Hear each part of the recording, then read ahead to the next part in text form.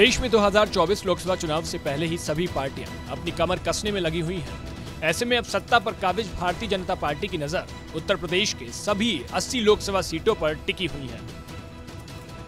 साल 2019 के लोकसभा चुनाव के नतीजों में बीजेपी ने 80 में से 72 सीटों पर भगवा परचम लहराया था और अब 2024 के चुनाव में भी भाजपा अपना पिछला प्रदर्शन दोहराने की तैयारी में है। या यूं कह लीजिए कि भाजपा अपने पिछले 72 सीटों के आंकड़े को ही पार करना चाहती है और इसके लिए बीजेपी हर एक पैतरे को आजमाने में अभी से जुट गई है। अब भाजपा चुनाव से ठीक पहले बहुजनों को साधने की तैयारी में है। गौरतलब है कि समाजवाद के राष्ट्रीय संयोजक स्वर्गीय मुलायम सिंह यादव के निधन के बाद ही ये मांग उठी थी कि नेताजी को सर्वोच्च नागरिक सम्मान भारत रत्न दिया जाए, लेकिन किसी को यह अंदाजा नहीं था कि नरेंद्र मोदी की अगुवाई वाली भारतीय जनता पार्टी सरकार इतनी जल्दी मुलायम सिंह यादव को पद्म विभूषण से सम्मानित करेगी। अब बीजेपी ने एक कदम और आगे बढ़ते हुए कांशीराम की जयंती पर उन्हें याद किया है।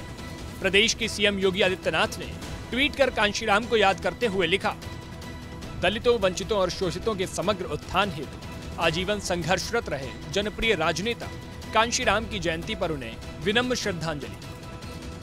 अब बीजेपी के इस कदम से बीएसपी चुप कहां बैठने वाली और लगे हाथों मायावती की पार्टी ने इसे भाजपा का दोहरा मापदंड करार दिया। बीएसपी के प्रदेश अध्यक्ष विश्वनाथ पाल ने कहा कि कांशीराम के आदर्शों के विपरीत बीजेपी की विचारधारा है।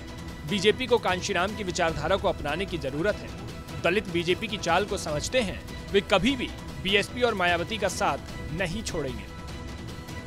आपको बताते चलें कि बीजेपी के इस सियासी कदम को दलितों और वंचितों के बीच अपनी पहुंच को बढ़ाने की दिशा में एक प्रयास पर देखा जा रहा है।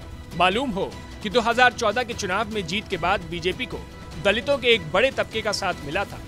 साल 2006 में ही कांशीराम का निधन हो गया था, लेकिन सबसे बड़ी बात यह कि बीएसपी की विचारधारा में उनकी अलग पहचान और जगह आज भी बनी हुई है। यही असल वजह है कि मायावती ने कई बार कांशीराम को भारत रत्न देने की मांग की है। अब बीजेपी कांशीराम की जयंती पर उनको याद कर चुनावों से पहले क्या नया सियासी मोड़ लेकर आती है, ये तो 2024 के नतीजों में ही पता चलेगा कि कांशीराम को याद कर बीजेपी को वोट के मामले में कितना फायदा हुआ।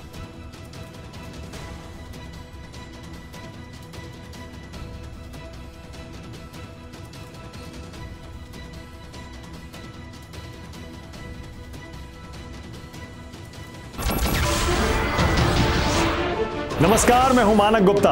अगर आपको हमारा ये वीडियो पसंद आया हो तो इसे लाइक और शेयर जरूर करें और हां, हमें सब्सक्राइब और फॉलो करना ना भूलें ताकि आप देश और दुनिया की कोई खबर मिस ना करें।